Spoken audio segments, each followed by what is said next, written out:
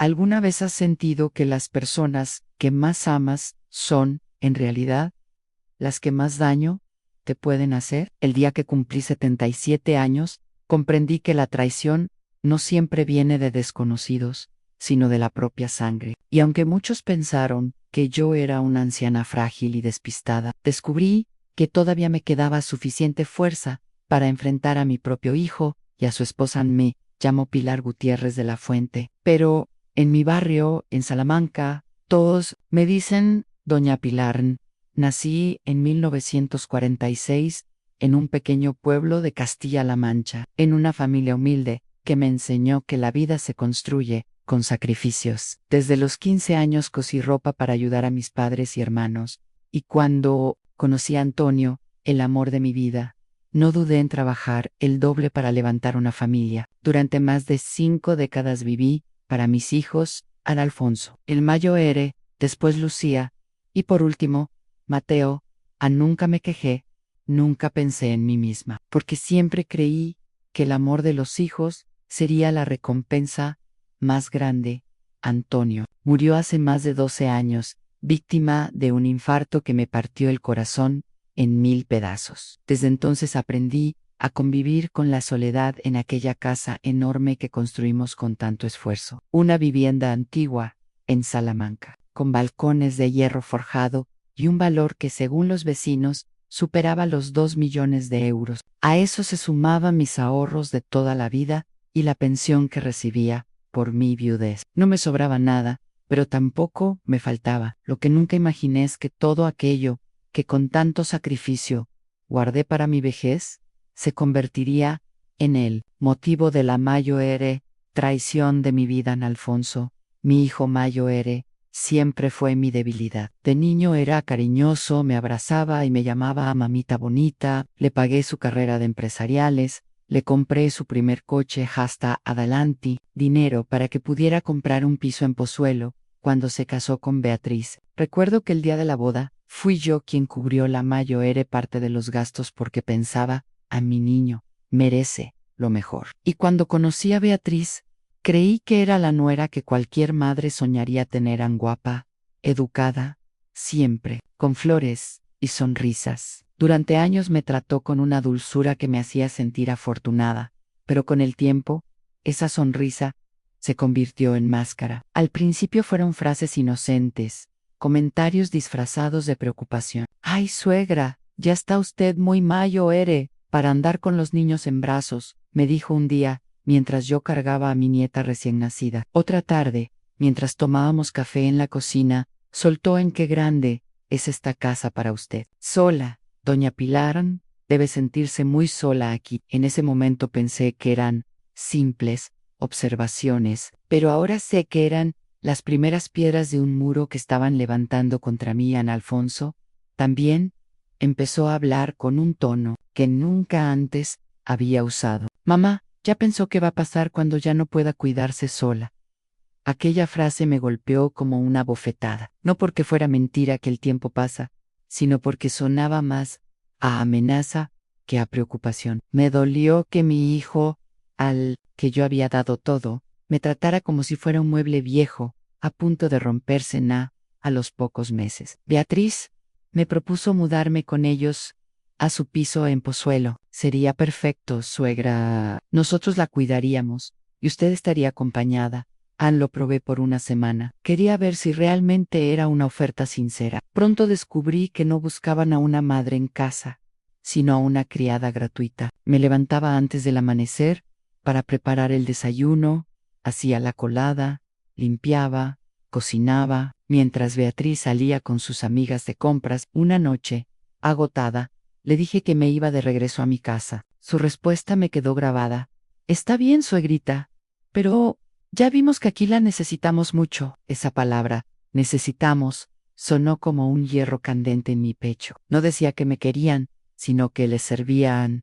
A partir de entonces comenzó una campaña silenciosa. De repente Beatriz empezó a decir a mis vecinos que yo estaba confundida, que se me olvidaba apagar la cocina o que dejaba las llaves puestas en la puerta. Mentiras repetidas tantas veces que algunos empezaron a mirarme con lástima.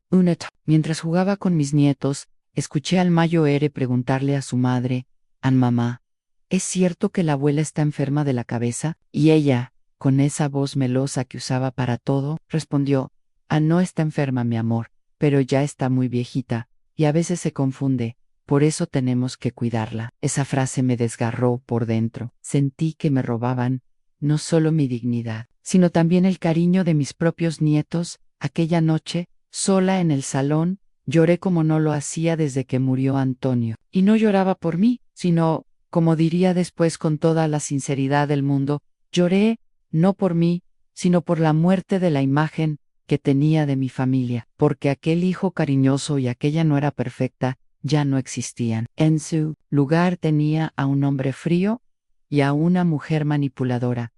A los meses siguientes, todo fue peor. Alfonso se mostraba impaciente cuando yo daba mi opinión. «Ay, mamá, usted ya no entiende cómo funciona el mundo moderno». Cuando intentaba hablar de mis cuentas del banco, me decía, «Mejor déjeme a mí manejar eso. No vaya a ser que alguien se aproveche de usted». A veces me sorprendía pensando si realmente estaba perdiendo la memoria, si de verdad había dejado la llave puesta o el gas encendido. Era como si me estuvieran robando la seguridad poco a poco.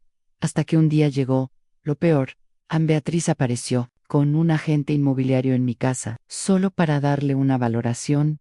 «Suegra, usted no está obligada a vender». Yo me quedé helada. No, estaban allí para ayudarme. Estaban allí para calcular cuánto sacarían el día que ya no pudiera. Defender. Esa noche comprendí que mi hijo y mi nuera no me veían como persona, sino como un obstáculo a quitar del caminón. Y en ese instante nació dentro de mí una decisión que cambiaría todo ansí. Ellos podían planear a mis espaldas. Yo podía hacerlo. Lo que no sabían era que, detrás de mis canas y de mis manos arrugadas, vivía una mujer que había sobrevivido a guerras, pérdidas, pobreza y soledad. Una mujer que aún sabía luchar lo que todavía no podían imaginar Alfonso y Beatriz. Es que la supuesta viejita despistada, que ellos creían tener bajo control, estaba a punto de convertirse en su peor pesadilla después de aquella visita inesperada del agente inmobiliario. Mi vida nunca volvió a ser la misma. Cada vez que me miraba al espejo, veía a una mujer a la que su propia familia estaba intentando borrar. Una mujer que ya no era vista como madre, ni como abuela, ni siquiera como persona con voluntad. Para ellos, yo era un trámite pendiente. Un problema a resolver. Ann Beatriz comenzó a aparecer en mi casa sin previo aviso. Tocaba el timbre con esa sonrisa fingida que tanto me revolvía el estómago, y entraba como si fuera la dueña. «Solo, vengo a ver cómo está, suegra», me decía, con voz melosa. Pero yo notaba cómo revisaba cada rincón, abría la nevera, movía mis medicinas, miraba mis papeles. Una vez sacó un cartón de leche y exclamó, «Ay, doña Pilar, esto ya está agrio». ¿No se dio cuenta? Yo sabía que estaba en perfecto estado, pero ella lo tiró de todas formas. Otra tarde, cogió un frasco de vitaminas y me aseguró que estaba caducado cuando lo había comprado la semana anterior. «Ay, suegra, ya sabemos que a veces se le olvidan las cosas», añadió con esa sonrisa venenosa que me estaba matando por dentro.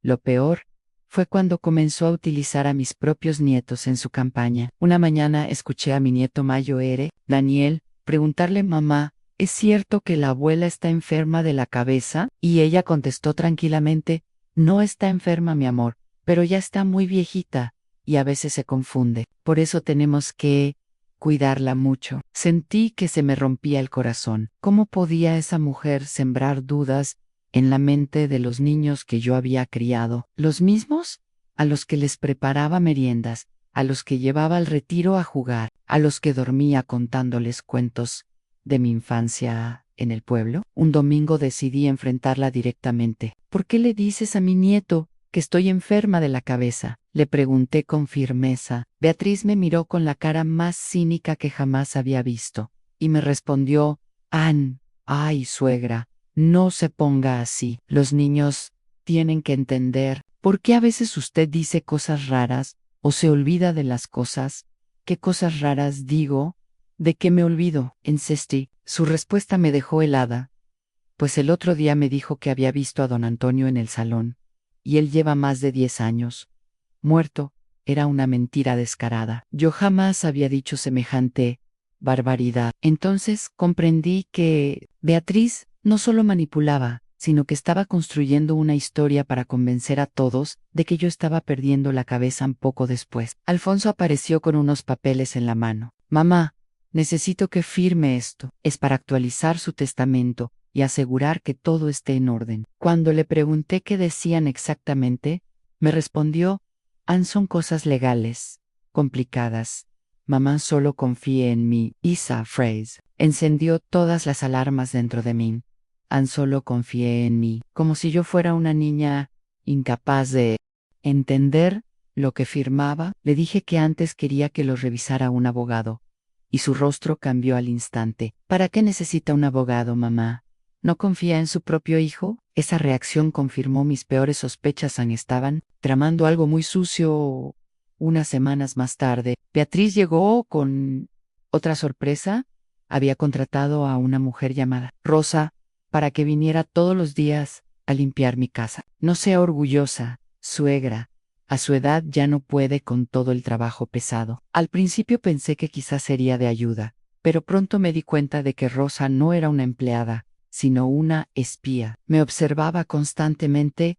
Me preguntaba qué había desayunado, si había tomado mis medicinas, si había salido a la calle. Una noche la escuché hablando por teléfono. Sí, señora Beatriz, aquí estuvo todo el día. No salió para nada. Sí, parece bien. Pero a veces habla sola. No hablaba sola, rezaba el rosario en voz baja, como toda mi vida, pero ella lo reportaba como prueba de demencia.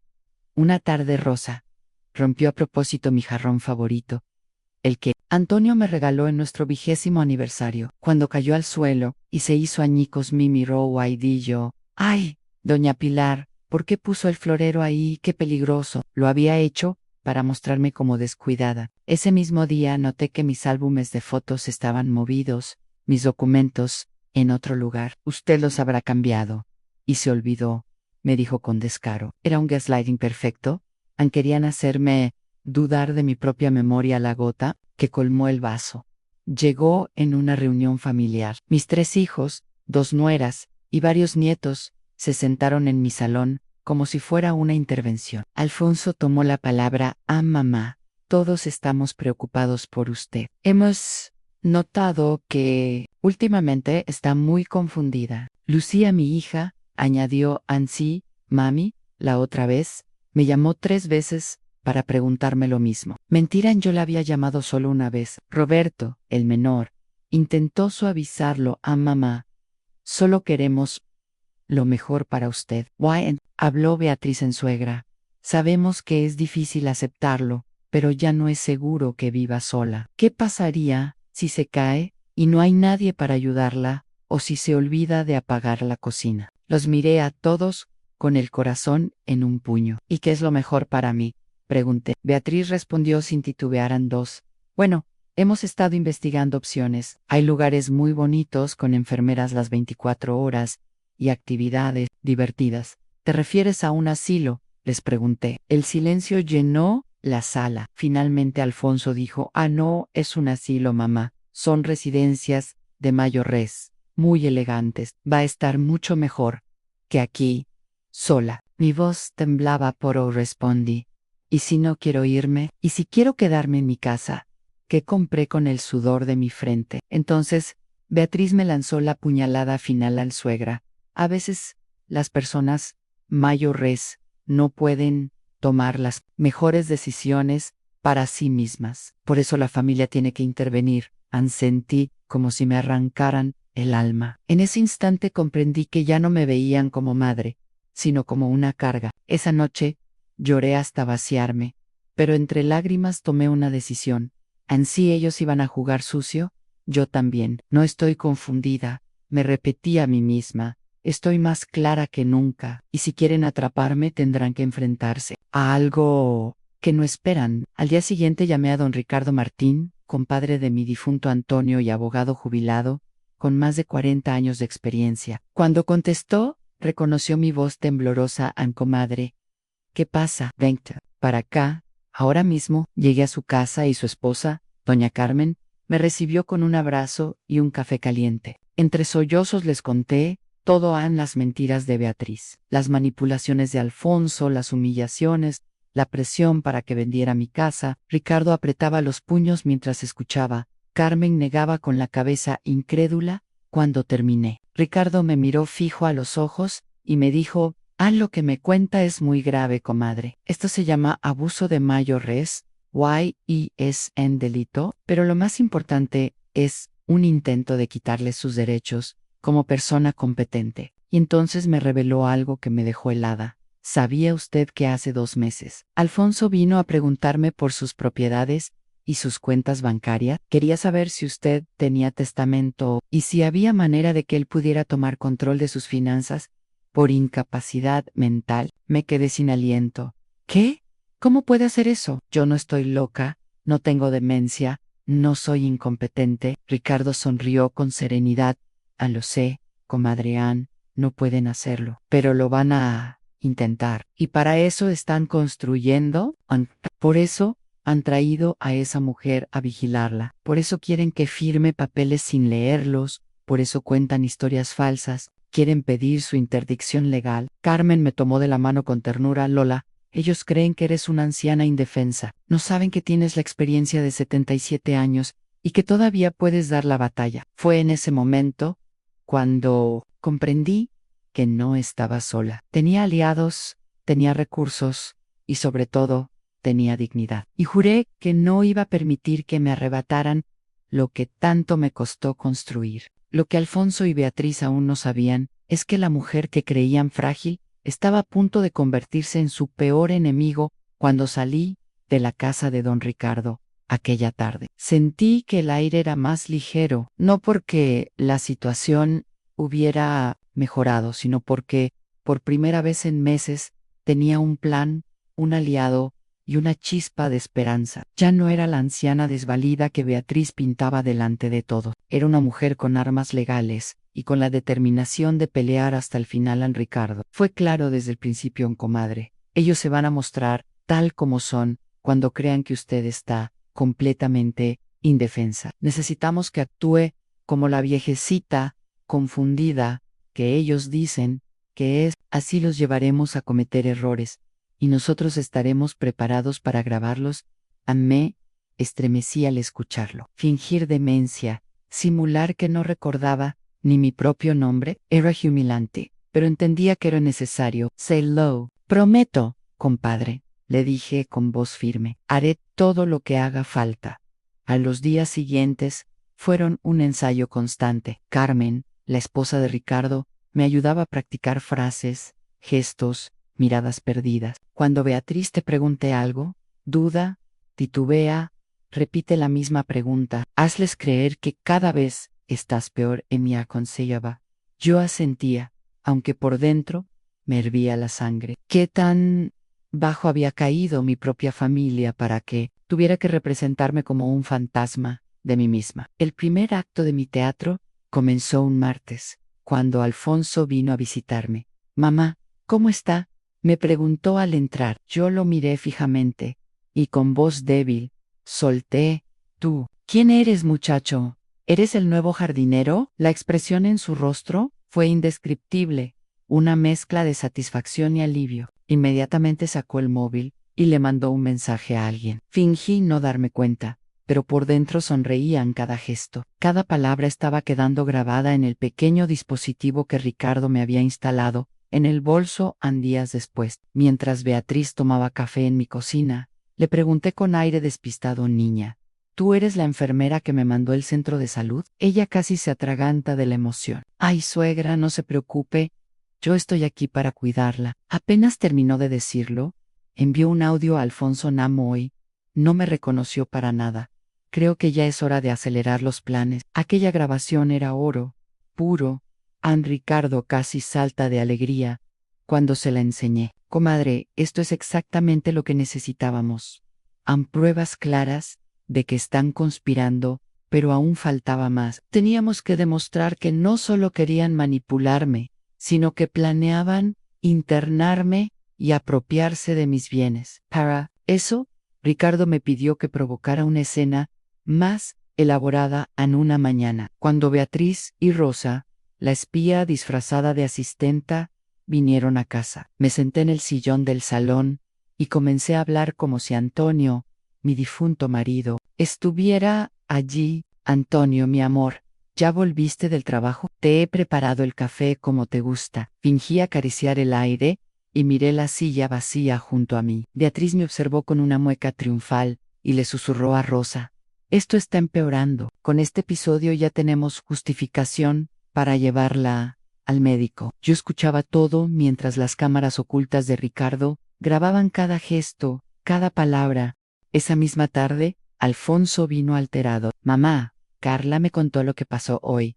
Estamos muy preocupados por usted. Yo lo miré con ojos llorosos y le dije: ¿qué pasó? ¿Pasó algo malo? Mamá, usted estuvo hablando con papá. Toda la mañana papá murió hace 12 años. Me llevé las manos al rostro, fingí un llanto desgarrador.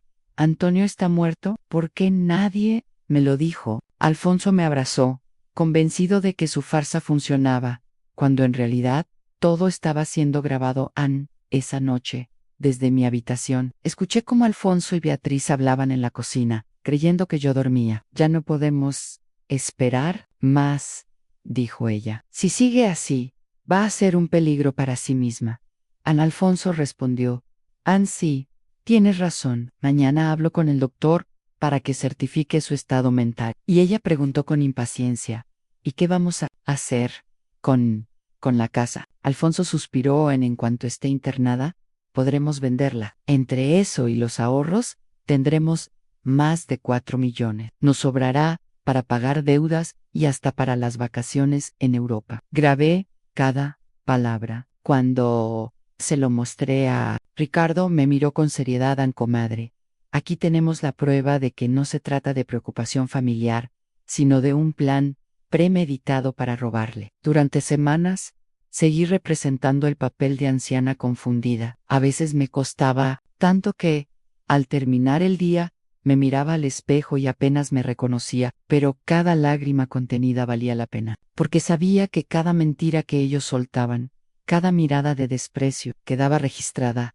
Un viernes, Beatriz organizó otra reunión familiar en mi casa. Esta vez vino con la seguridad de quien cree tenerlo todo bajo control. Shrek dijo con tono compasivo: sabemos que es difícil aceptarlo, pero ya no puede seguir sola. Hemos encontrado un sitio precioso, con actividades, con médicos. Será lo mejor para usted. Yo fingí estar confundida, jugueteando con el pañuelo entre las manos. ¿Un sitio? ¿Me van a llevar de viaje? Alfonso intervino. No, mamá, hablamos de una residencia. Ahí estará segura. ¿Y si no quiero irme?, pregunté con voz temblorosa. Beatriz suspiró con paciencia fingida en suegra. A veces, las personas mayores no pueden tomar las mejores decisiones para se. Por eso la familia tiene que intervenir. Esa frase me atravesó como un puñal, pero también me dio más fuerzas, porque sabía que la estaba grabando palabra por palabra. Cuando todos se fueron, me quedé sola, en el salón, respirando hondo. Sabía que el final se acercaba. Ricardo me había advertido: comadre, cuando llegue su cumpleaños, ellos intentarán el golpe final.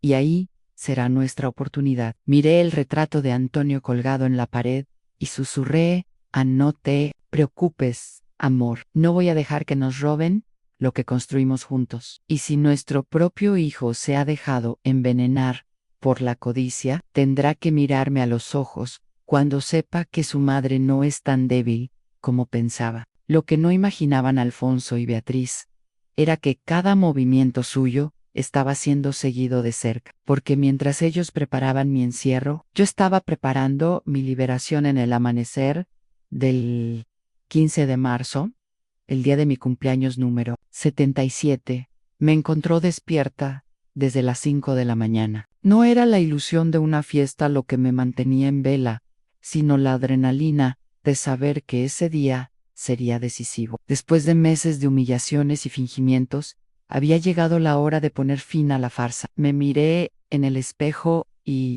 vi unas arrugas más profundas de lo normal, pero también una luz distinta en los ojos, a la luz de quien sabe que la batalla está a punto de librarse. Me vestí con mi traje, azul favorito, aquel que Antonio siempre decía que me hacía parecer elegant. Desayuné despacio, con calma, como si cada sorbo de café fuera un ritual de preparación. Sabía que necesitaba tener los nervios de acero. Cuando el reloj marcó las 10, escuché el timbre. Era Beatriz, con esa sonrisa de Judas pintada en la cara. «Feliz cumpleaños, suegra querida», dijo abrazándome. Su abrazo se sintió como una soga alrededor del cuello. «¿Ya está lista para su día especial?», preguntó. Fingí confusión. «¿A dónde vamos, niña?». Ella respondió con tono meloso. «Es una sorpresa, suegra, pero le va a encantar. Es un sitio precioso, con gente de su edad». Me tomó del brazo y me condujo hasta la camioneta blanca. Mientras subía, recordé las palabras de Ricardo en Comadre. «Deje que la lleven hasta el asilo. Solo entonces actuaremos». El viaje fue largo, casi 2 horas, por carreteras que apenas conocía. Beatriz trataba de llenar el silencio con recuerdos. «¿Se acuerda cuando Alfonso era pequeño? Era tan travieso». Yo miraba por la ventana y respondía con voz insegura. «No sé de quién me hablas, niña. Alfonso es tu novio». La satisfacción en su rostro fue inmediata. Sacó el móvil y escribió un mensaje. Alcancé a leer de reojo en perfecto. «Ya ni sabe quién es Javier». Me hervía la sangre, pero me mantuve en mi papel. A la hora y media de camino, me animé a preguntar: «¿A dónde me llevas? Esta no es la carretera al centro». Beatriz respiró hondo y respondió: «No se preocupe, suegra. Confíe en mí». Insistí: «Y quiero regresar a mi casa». Por primera vez, su voz perdió dulzura y se volvió fría en suegra. «Ya le dije que es una sorpresa antes de preguntar». Luego, al notar mi mirada, se corrigió. «Perdón, estoy estresada por el tráfico». Ese resbalón quedó grabado en la pequeña grabadora escondida en mi bolso. Cuando ya estábamos a las afueras de Toledo, Beatriz hizo una llamada. Fingí dormir para escuchar mejor. «¿Sí? Ya vamos llegando». No sospecha nada. Está en un estado muy avanzado de demencia. El doctor ya tiene todo preparado». Hizo una pausa y añadió: «Mañana Alfonso firmará los papeles con la casa vendida y ella internada. Por fin vamos a poder respirar». Esas palabras eran la confesión final. El edificio apareció a lo lejos en un bloque gris con ventanas enrejadas. El llamado Residencia San Miguel tenía más aspecto de cárcel que de hogar. El corazón me latía con fuerza, pero no de miedo, sino de determinación. «Ya llegamos, suegra», dijo Beatriz, con falsa dulzura. Yo miré el edificio y susurré: «No me gusta este lugar. Quiero irme a casa». «Aquí estará muy bien cuidada», insistió, apretándome el brazo con firmeza. Nos recibió una mujer con bata blanca y un hombre trajeado. «Señora Beatriz», dijo la mujer, «soy la directora de la residencia, y él es el doctor Méndez, quien evaluará a su suegra». El doctor me miró con condescendencia. «Señora Pilar, soy el médico que la ayudará. ¿Cómo se siente?». «Confundida», respondí, y lo decía con sinceridad. No entendía cómo podían ser tan cínicos. Beatriz intervino: «Doctor, como le expliqué, tiene episodios graves de confusión. Ya no puede vivir sola». El médico asintió y sacó unos papeles. «Tengo aquí la autorización de internamiento por incapacidad mental. Solo necesito su firma, señora Beatriz». Ella sonrió, sacó una pluma y se inclinó sobre el documento. Fue en ese instante cuando escuchamos el ulular de las sirenas. 3 patrullas se estacionaron frente a la residencia. Beatriz palideció. «¿Qué es eso?». De los vehículos bajaron varios agentes, y entre ellos apareció don Ricardo, acompañado de una fiscal de traje oscuro. Uno de los policías se acercó a Beatriz García. «Queda usted detenida por intento de secuestro y abuso de persona mayor». El rostro de Beatriz cambió en un segundo de la satisfacción a un pánico absoluto. «No, esto es un malentendido. Yo solo quiero ayudar». «Miss». Ricardo se acercó y me preguntó: «¿Está bien, comadre?». Entonces dejé caer la máscara que llevaba meses sosteniendo. Me incorporé, lo miré a los ojos y con voz firme declaré: «Estoy perfectamente bien, y mi mente está más clara que nunca». Beatriz abrió los ojos como platos. ¿Qué está pasando?». Yo avancé hacia ella, y le dije despacio: lo que está pasando es que una viejecita de 77 años acaba de demostrarte que eres la persona más estúpida que he conocido en mi vida. La fiscal tomó la palabra a Dr. Méndez. Usted está participando en un internamiento ilegal. Tenemos pruebas suficientes de que esta señora no padece demencia y de que aquí hay un intento de fraude. Tendrá que acompañarnos el médico. Tartamudeón. Pero la familia me aseguró que la familia le mintió, cortó la fiscal Ann Beatriz. Entre lágrimas, intentó acercarse a suegra. No entiendo qué pasa. Yo solo quería cuidarla. Yo saqué del bolso la grabadora. Why la levante. ¿Quieres que ponga ahora mismo la grabación donde le dices a Alfonso que con la casa vendida y yo internada, ¿podríais iros de vacaciones a Europa? ¿O prefieres que repita lo de que por fin ibais a poder respirar? Su rostro pasó de la desesperación al terror mientras los policías le colocaban las esposas. Sentí que me liberaba de una losa enorme. No era solo la victoria legal, era la recuperación de mi dignidad. Miré al cielo y pensé en Antonio. Lo conseguimos, amor. No pudieron conmigo. Ricardo me abrazó en comadre. Lo hizo perfecto. Ahora comienza la verdadera justicia. Yo asentí, con el corazón latiendo fuerte, pero ya no por miedo. Sabía que aún me quedaba enfrentar a Alfonso, porque la batalla no estaba terminada. An la nuera había caído, pero mi propio hijo todavía debía mirarme a los ojos. An 3 horas después de la detención en la residencia San Miguel, yo ya estaba en la Fiscalía de Toledo junto a don Ricardo y la fiscal que había intervenido. Entregamos todas las pruebas, a las grabaciones, los vídeos de las cámaras ocultas, los documentos financieros de Beatriz y hasta las transcripciones de las llamadas. La fiscal revisaba cada detalle con atención. Señora Gutiérrez, me dijo con voz firme, lo que intentaron hacer constituye varios delitos: intento de secuestro, fraude, abuso de persona mayor y conspiración. Con esto podemos pedir hasta 15 años de prisión. Sentí un escalofrío, no por miedo, sino por la magnitud de lo que habíamos descubierto. Nunca en mi vida había pensado que estaría denunciando a mi propia nuera, y mucho menos que Alfonso, mi hijo, estuviera implicado en semejante plan. Comadre, me susurró Ricardo, ahora lo más duro será enfrentarlo a él. Salí de la fiscalía cuando el sol ya caía. Insistí en que Ricardo me llevara directamente a la casa de Alfonso en Pozuelo. Necesito verlo a los ojos, dije. No descansaré hasta decirle lo que pienso. Ricardo trató de convencerme de que esperara, pero mi determinación era férrea. Cuando llegamos, Alfonso estaba en el jardín, lavando su coche, silbando como si fuera el hombre más feliz del mundo. Al verme llegar, su rostro se iluminó con una sonrisa ingenua. Mamá, ¿cómo le fue en su paseo con Beatriz? ¿Ya está instalada en su nuevo sitio? Su pregunta me atravesó como un cuchillo. Avancé despacio, con la mirada fija en él. Hijo, ¿tu esposa?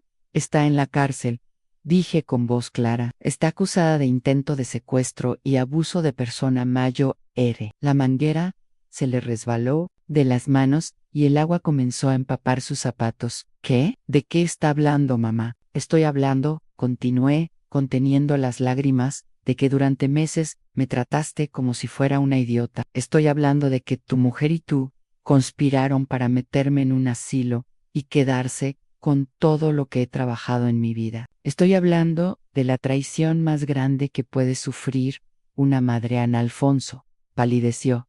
Mamá, usted está confundida. Nosotros solo queríamos lo mejor para usted. Entonces sentí una rabia que llevaba años acumulando. Lo miré directo a los ojos y grité: no estoy confundida. Tú eres el que está confundido si piensas que iba a dejarme robar por mi propio hijo. Ricardo, que estaba a mi lado, sacó la grabadora y la encendió. La voz de Alfonso resonó en el aire: en cuanto esté internada, podremos vender la casa. Entre eso y los ahorros, tendremos más de 4 millones. Nos sobrará para pagar deudas y hasta para las vacaciones en Europa. Alfonso se llevó las manos a la cabeza. No, no puede ser. Yo no quería decir eso así. Me acerqué un paso más. Alfonso, ¿de verdad quieres que crea que todo fue un malentendido? Tú dejaste que tu esposa me tratara como basura. Tú firmaste papeles para quitarme mi libertad. Tú me miraste a los ojos y me pediste que confiara en ti mientras planeabas robarme. Él cayó de rodillas en el césped, derrotado. Mamá, perdóneme, yo la amo. Usted es mi madre. No quería que pasara esto. Beatriz me convenció de que usted estaba enferma. Lo observé con el corazón desgarrado, pero sin titubear. ¿En serio? ¿Tu esposa te convenció de que tu propia madre estaba loca? ¿No se te ocurrió preguntarme directamente a mí? No. ¿Pensaste en llevarme a un médico de verdad, en lugar de a un cómplice? Alfonso comenzó a llorar. Lágrimas gruesas corrían por su rostro. Mamá, por favor, le juro que no quería hacerle daño. Fui débil. Me dejé manipular, me arrodillé frente a él, lo tomé de la barbilla y le obligué a mirarme. Ah, no, Alfonso. No fue debilidad. Fue codicia. ¿Fue tu ambición lo que te cegó? Y esa ambición te costará todo lo que un día soñaste heredar de mí. Ricardo la entregó entonces un sobre con la denuncia formal. Alfonso Gutiérrez, está usted citado a declarar por conspiración y fraude. Tiene 48 horas para presentarse con su abogado. Alfonso lo tomó con las manos temblorosas. Mi vanameter en la cárcel. Eso dependerá de la justicia, respondí. Pero lo que sí te aseguro es que nunca más tendrás acceso a mi dinero, a mis propiedades o a mi vida. Me incorporé y añadí con voz firme. Quiere decir que te estoy desheredando completamente. Y si algún día quieres volver a tener relación conmigo, tendrás que ganártela. Y empieza por divorciarte de esa víbora que tienes por esposa. Alfonso se desplomó en el suelo, sollozando como un niño. Por primera vez en mi vida, no sentí ternura por su llanto, sino una fría distancia, porque entendí que la maternidad no puede ser excusa para tolerar la traición. Esa noche, Ricardo y su esposa Carmen me llevaron a cenar a un restaurante del centro de Madrid. Brindamos con vino tinto y por primera vez en meses sentí un aire de libertad recorriéndome el cuerpo. Ricardo levantó su copa y dijo: comadre, hoy ha demostrado que la experiencia y la astucia siempre vencen a la codicia. Yo sonreí y respondí: hoy no perdí a un hijo. Hoy recuperé mi dignidad, pero en mi corazón sabía que la herida estaba abierta. El juicio apenas empezaba, y aunque Beatriz ya estaba tras las rejas, Alfonso debía enfrentar las consecuencias. Tisasak lo miraría en el tribunal, y allí, delante de todos, quedaría claro que no era una anciana débil, sino una mujer que, a los 77 años, había aprendido a decir basta. En el juicio comenzó 2 meses después. El salón de audiencias estaba abarrotado a periodistas, vecinos de Salamanca, incluso algunas asociaciones de defensa de mayores que habían seguido mi caso como ejemplo de abuso familiar. Yo me senté en la primera fila junto a don Ricardo, con el corazón latiendo fuerte, pero con la frente en alto. Nunca imaginé verme en un tribunal, enfrentando a mi propio hijo y a la mujer que alguna vez consideré hija política. Beatriz entró esposada, con el rostro demacrado y el maquillaje corrido. Ni una pizca quedaba de aquella sonrisa arrogante con la que solía mirarme. A su lado, Alfonso bajaba la cabeza, incapaz de sostener mi mirada. En el estrado, la jueza leyó en voz alta los cargos en intento de secuestro, abuso de persona mayor, fraude y conspiración. La fiscal presentó las pruebas, las grabaciones, donde Beatriz confesaba el plan, los vídeos de las cámaras ocultas en mi casa, los documentos manipulados y las llamadas en las que Alfonso hablaba de vender mi casa. Cada palabra que se reproducía en la sala era como un látigo que caía sobre sus espaldas. Algunos presentes murmuraban incrédulos, otros indignados.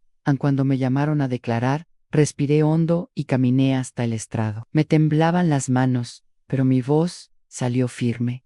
Me llamo Pilar Gutiérrez de la Fuente, tengo 77 años. Durante meses fui víctima de un plan para hacerme pasar por demente, internarme contra mi voluntad y robarme lo que construí con mi difunto esposo a lo largo de toda una vida de sacrificio. Pero estoy aquí, de pie, para demostrar que no soy una anciana indefensa, una mujer con dignidad que merece respeto. La jueza me pidió que relatara lo sucedido, y lo hice sin omitir detallan las frases hirientes de Beatriz, las mentiras sembradas en mis nietos, las visitas de Rosa, los intentos de Alfonso por hacerme firmar papeles, la escena del cumpleaños. En la residencia terminé con una frase que resonó en la sala: nunca es demasiado tarde para defender tu dignidad. Nunca es demasiado tarde para decir basta. Beatriz intentó interrumpir gritando